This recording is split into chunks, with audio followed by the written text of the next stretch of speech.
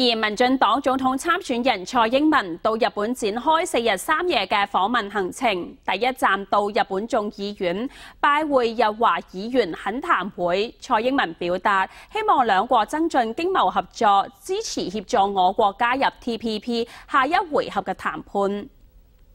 民進黨總統參選人蔡英文抵達東京，好多台僑同留學生嚟到羽田機場力挺，駐日代表沈思純亦都到場歡迎。蔡英文亦都喺隨後前往日本眾議院，同日本日華議員懇談會嘅眾議員會談，包括日本首相安倍晉三嘅細佬岸信夫眾議員亦都到場參加。日本眾議員亦都將重點放喺目前亞洲情勢，而喺呢一次選戰中，協助蔡英文嘅前國安會秘書長邱義仁亦都罕見露面，陪同蔡英文參加呢一場會面。蔡英文特別提到，希望兩國未來能夠共同維持區域和平，加強經濟合作，並且希望日本能夠協助我國加入 TPP 跨太平洋夥伴協定。